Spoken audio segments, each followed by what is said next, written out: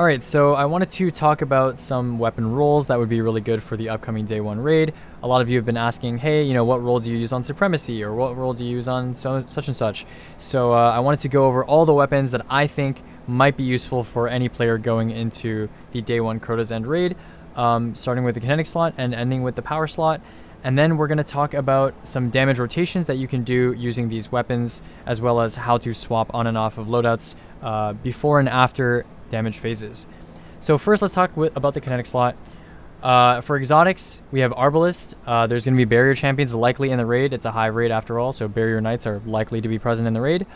We have Izanagi's Burden. Izanagi's Burden is great for dealing with champs, majors, whatever it is at long range and an instant burst. Also great for damage rotations in some cases. Lumina, 35% buff. Very, very easy to manage these days. And also pairs great with people on Malfeasance because it means that they're not losing any special ammo. They can run Lumina up until damage, and then they can get some noble rounds, give some noble rounds, and then switch to Malfeasance and Lucky Pants for damage. Conditional Finality is also present right over here. Conditional Finality is good for dealing with a wave of adds, with ignitions. It's good for shattering unstops. It's good for major burst, and it can even be used in DPS rotations as an aggressive shotgun substitute with very high handling, despite a smaller mag.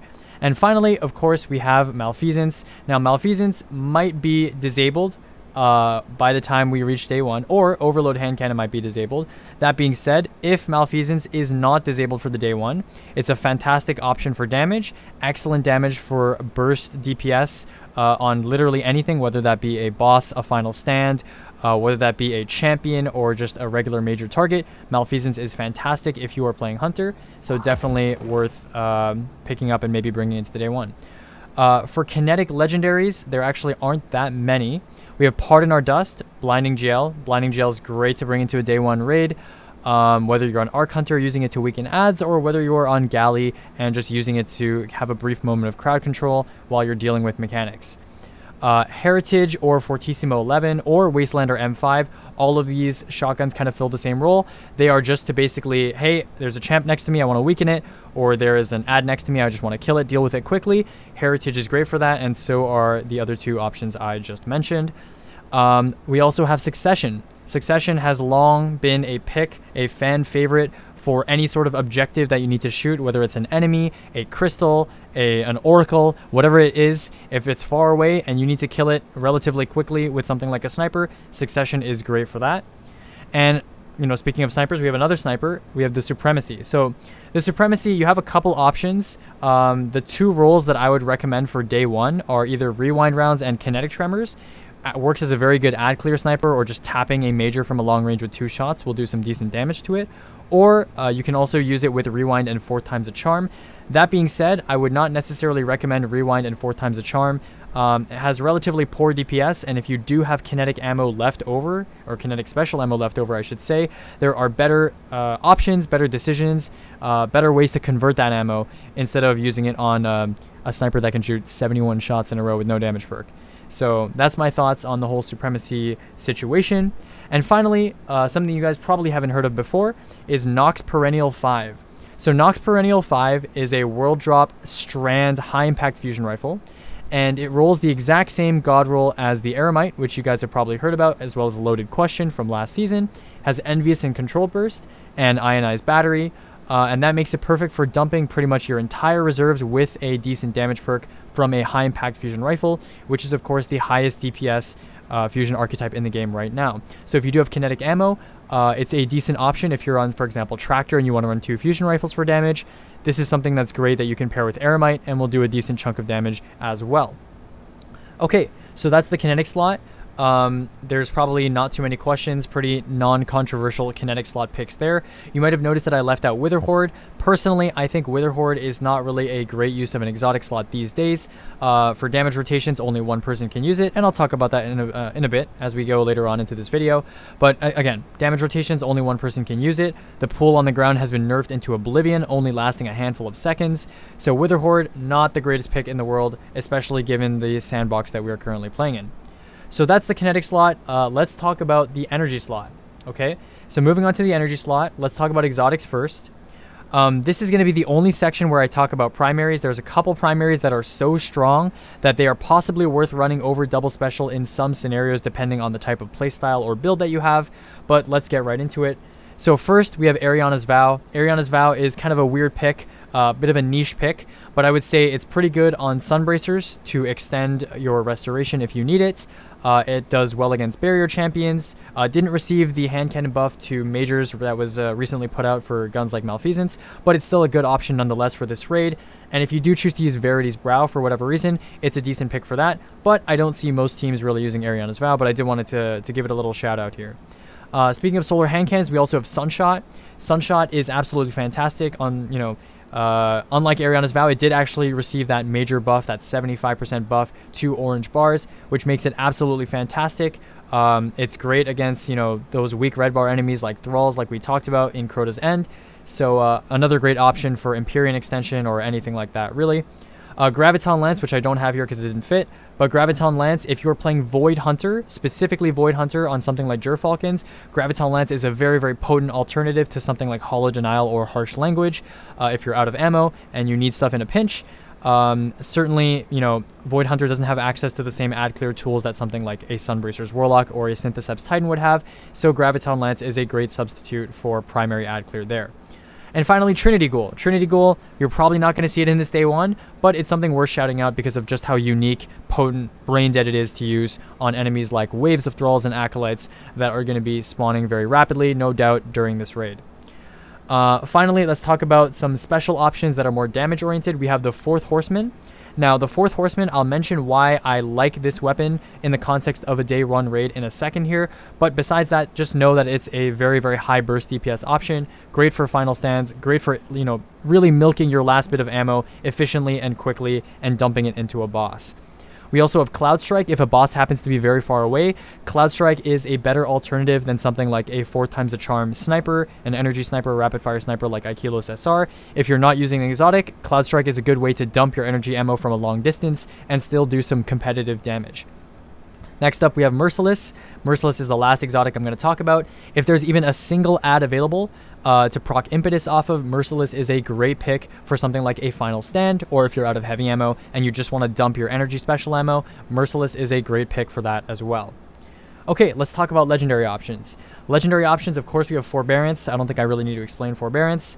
Wilderflight kind of has two roles. You can either have a spike roll with auto-loading, and that's great for damage rotations with Izzy and and a rocket, or you can also have an auto-loading blinding roll, which is great for crowd control in the same way that Pardon Our Dust is. Next up, we have Trace Rifles. I've grouped all of them here: Path of Least Resistance, Retrace Path, Hollow Denial, and of course Acacia's Dejection. My personal preference is going to be a Shoot to Loot Retraced Path.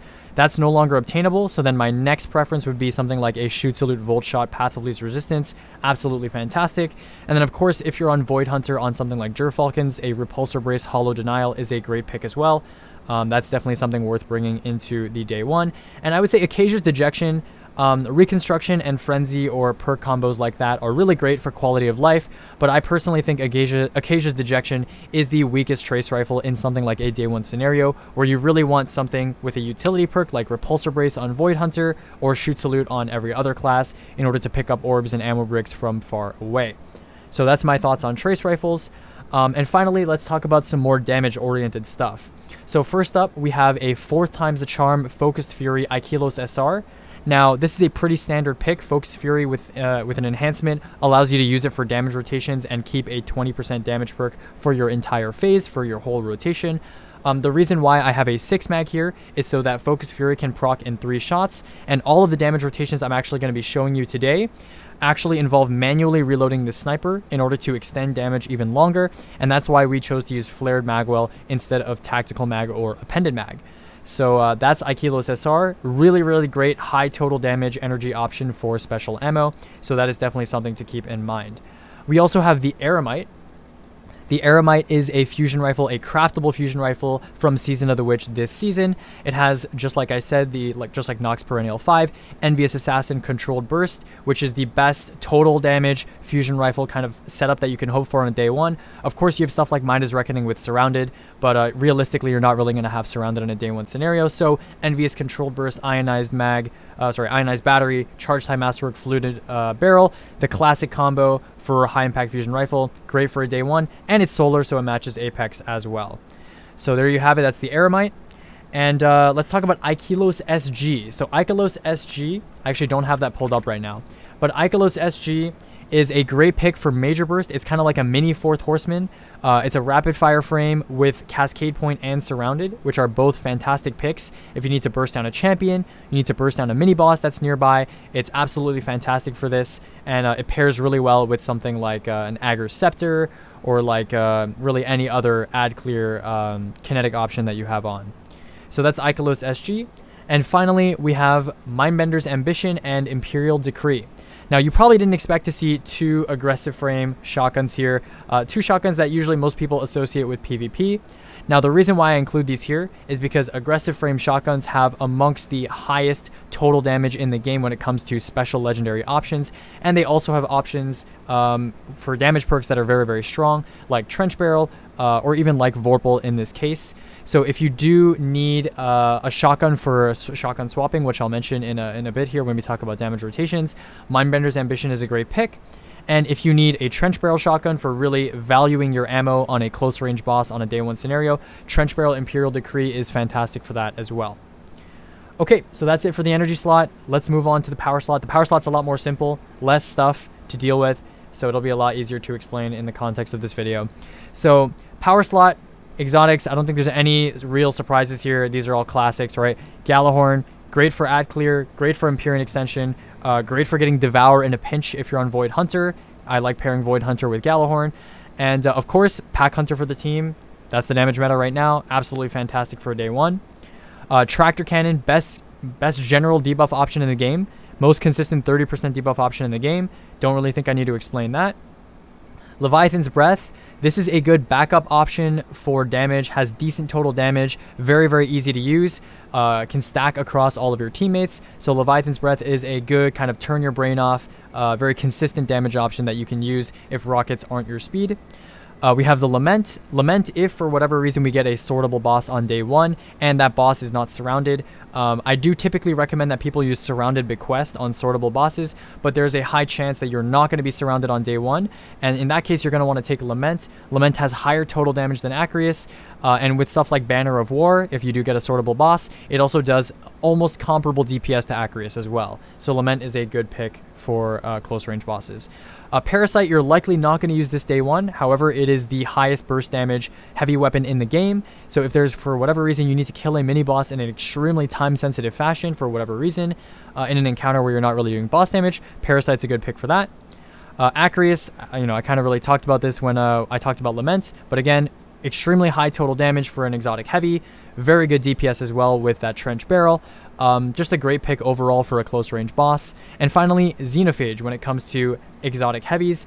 Xenophage is a bit underrated. People tend to think of it as, like a jack of all trades, master of none kind of exotic, but really it does shine in day ones where you need to kill maybe like a mini boss or a champ or a specific ad from a long distance hit scan, and you don't really want to aim precisely on a day one for whatever reason that you have. Xenophage is a fantastic pick for filling that kind of role. And finally, the three heavy weapons that I'm going to recommend for day one. There's only 3 for legendaries. You have the other half for movement, obvious, right? Stuff like Abyss, Bridge, other half is going to be great there. Commemoration, I personally am probably not going to use this on day one, but I know a lot of people are very comfortable using machine guns for ad clear. Commemoration is amongst the best, if not the best, so that is a great pick. And finally, Apex Predator. Now, I'm going to recommend Bipod here, okay? So a lot of people have been asking me if Bipod is good compared to bait and switch, and I've done a lot of extensive testing over the last little while, and I do want to show you guys some results that will help you understand why I'm recommending Bipod for this day one, okay? So let's go ahead and look at our timing tab in the damage spreadsheet here, and let's actually go ahead and look for Bipod. So ignoring this top one because that's Cold Comfort with Envious Assassin and Ballador's Wrathweavers, which is not really applicable for a day one scenario, let's take a look at actually these 2 rows right over here, and I'll explain what this spreadsheet means in a second. So we have Bipod, and we have bait and switch. Those are the two options right here. And if you take a look at the DPS, their values are almost exactly the same. This is the DPS assuming you are shooting a weapon back to back, so over a very short range time period. And then this is the DPS across the entire reserves, assuming you're using something like Radiant Dance Machines or something similar. So if you notice here, right, or actually, sorry, this would be like the more relevant comparison up here. But yeah, what I wanted to kind of point out to you for bipod and bait and switch, the most important thing that I really wanted to point out to you is look at the total damage numbers. This is total damage right here. We have 2.4 million for bait and switch, and if you go down to bipod, it's almost the exact same number. We're looking at a difference of 15k-ish damage, 14k, 15k-ish damage. That is imperceptible. That is almost nothing. That's like a single sniper shot difference of total damage. And you might be asking, how is this possible? Well, of course, bipod has 14 reserves compared to, bait and switch is 9. And you're only losing, 25% of your damage in exchange for that boost to reserves. So at the end of the day, it ends up being similar total damage. And you have to realize that bait and switch only achieves this 2.4 mil number, assuming that you have bait and switch on every rocket but the first one. And realistically speaking, the only way that you dump every single rocket on day one without actually running out of bait and switch and having to reproc it is by using Radiant Dance Machines or Rain of Fire. And those two options are just not options that really make sense for day one. A lot of you guys came to me asking, hey, can you make longer damage rotations that are more appropriate for a 30-second damage phase, a 40-second damage phase? Because if you check our ranking tab here, which does use exotics like Radiant Dance Machines and Rain of Fire to dump rockets quickly, all of these, all these rotations end in 15, 20, 12, 17 seconds, and they prioritize dumping rockets as quickly as possible. Now, on a day one, if you dump all your rockets right off the rip, you're going to be sitting there for half the phase doing nothing. So, in a larger context where you're not using Radiant Dance Machines to dump rockets as quickly as possible, and you don't want to lose out on that first proc bait and switch shot, bipod makes the most sense because you're going to be dumping the same number of rockets anyway, but you do have higher total damage with bipod if you account for the fact that you're not dumping all the bait and switch rockets consecutively. Okay, so there's my bait and switch versus bipod kind of talk. I've been wanting to talk about this for a little while, ever since I did some testing. But yeah, that is the bait and switch bipod debate. Okay, so that's the weapon rolls section of this video done. In terms of specific weapon rolls on stuff like forbearance, those are all pretty commonly understood. I'm sure you guys can look those up. Other content creators have covered them. So let's move on to damage. Okay, so damage, we have a couple options here. I'm going to kind of showcase some of the rotations as well. But I would say for day one, there are 4 kind of scenarios that you should think about going into an encounter, right? You have long range, except you're on hunter, you have short range, and you have backup. Okay, and I'll explain what each of these mean. So long range, if we talk about long range, I'm talking about bosses like Sanctified Mind, bosses like Daughters, bosses like Oryx. These are all long range bosses that could potentially appear in Crota's End. So for those long range bosses, this is the loadout that I'm going to recommend. So I'm going to recommend that you use Reconstruction Bipod Apex Predator. I'm going to recommend that you use Izanagi's Burden. And I'm going to recommend that you use Ikelos SR with 4 times your charm, Focus Fury, and you could use Tac Mag if you want, but I'm using Flared Magwell. Okay, so here's what the rotation looks like. You're going to start with 4 Apex Predator shots. You're going to switch to, okay, well, shoot the 4th. You're going to switch to Izanagi's Burden, rehone, and then the special thing you're going to do here is you're going to shoot 8 Ikelos SR shots in a row and then manually reload.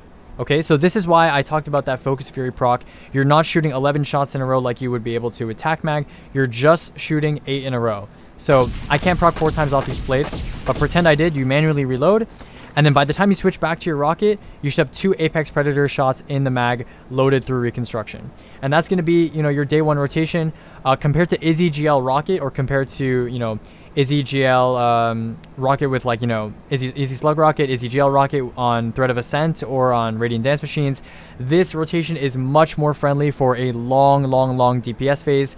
You could essentially do this rotation for 30, 40 seconds and not run out of rocket ammo. So it's very class friendly as well.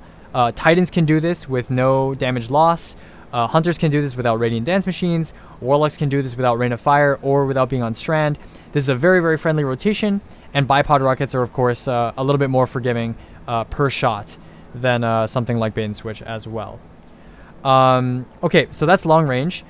I also have a rotation for Malfeasance, which does kind of a similar thing, right? The only difference here is that, yeah, you're shooting 4 Apex Predator shots, then you're shooting 18 Malfeasance shots. We're going to wait this out. And then you can either dodge or manually reload, either one.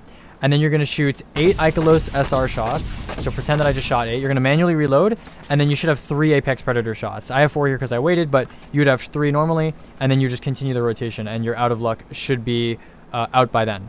So again, Malfeasance, great pick. This rotation goes even longer than the Warlock and Titan versions because you're not using Izzy, but Malfeasance is a great pick for extending your total damage as well. And it's also easier to use than Izanagi's Burden.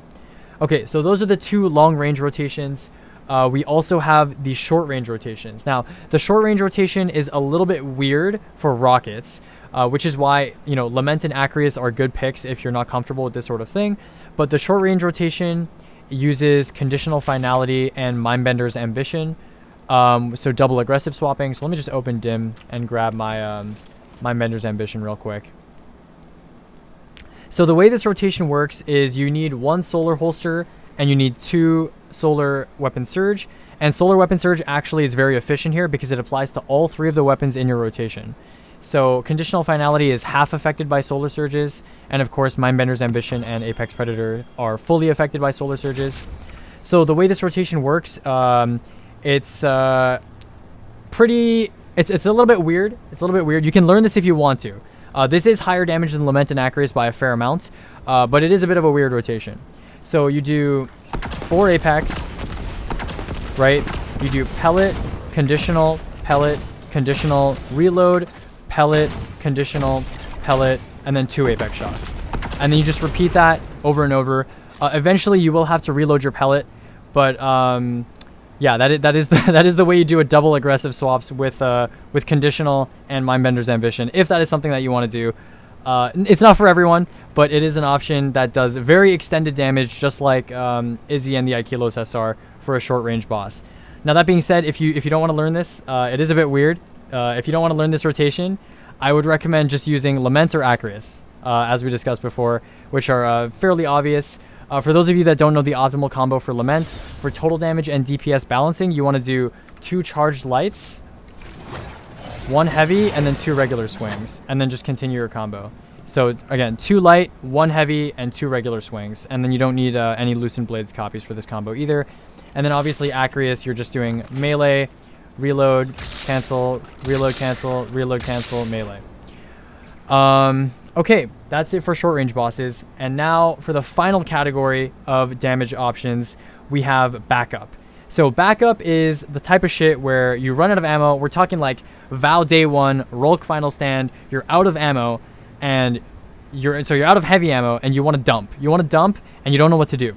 So this is for those people out there. I've developed a sort of priority system of what options do the best with the ammo that you have left from best to worst. Okay, so if you have energy ammo, all right, if you have energy ammo, you're just done shooting a boss, you're out of heavy ammo, you have energy ammo left, and it's special ammo, obviously.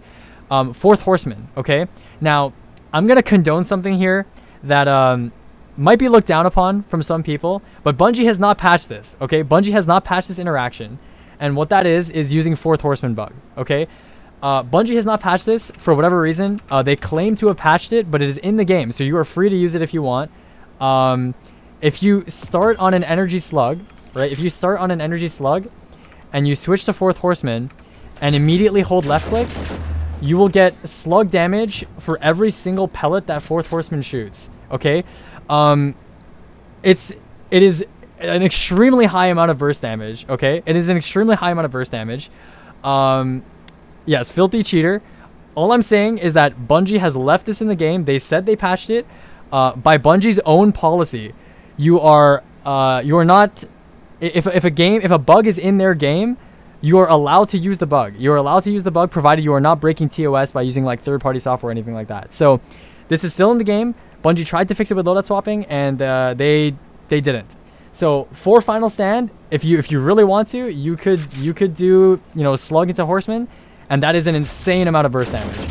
So That is an option if that's something you want to do. That is an option. That is the highest burst damage, higher than Malfeasance, higher than anything else. So Horseman Bug is an option on the table.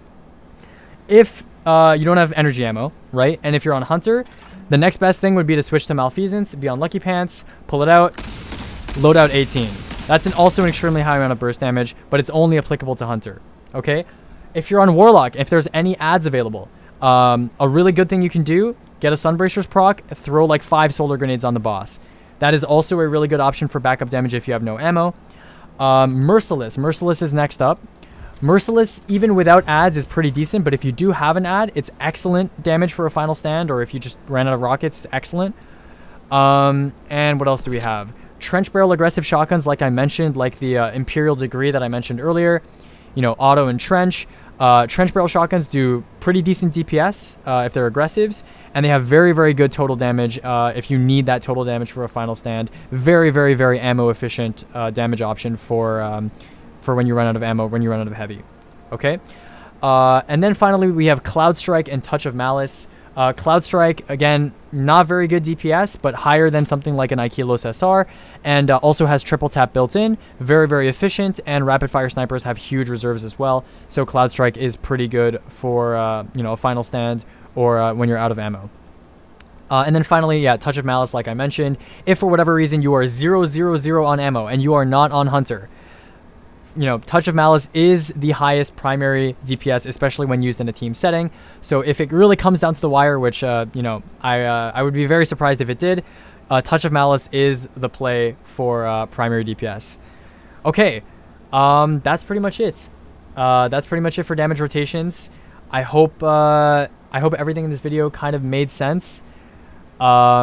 So again, you know, it's just Izzy Sniper Rocket or Izzy Eremite Rocket. That's also an option for medium range bosses. If you want to substitute the Sniper for Eremite, you're just shooting 3 Eremite shots instead of shooting, you know, 8 Aikilos SR shots, and you should get 2 Apex loaded in that time. So that's pretty much it for weapon rolls. Everything you need to bring to the day one, at least in my opinion, my humble opinion. And of course, we have damage rotations, Izzy Sniper Rocket, Izzy Fusion Rocket, Conditional Pellet Rocket, and of course, Lament and Acreus. That's pretty much it, I think. The only 2 things that I wanted to briefly mention, if you do have Lucky Pants users on your team, one of the Warlocks or Titans should run Witherhoard Fusion or Witherhoard Aikilos SR to help that Lucky Pants blighted damage go up by 50%. That's one thing. And number 2, if you are using swords like Lament, like I mentioned before, then having one of your Titans switch to Banner of War on Berserker Titan is a pretty solid idea for those healing pulses, as well as for the Banner of War sword damage buff. Yeah, that's pretty much it. I wish you guys the best of luck in the upcoming day one. And if you have any questions, leave them in the comments. And yeah, okay.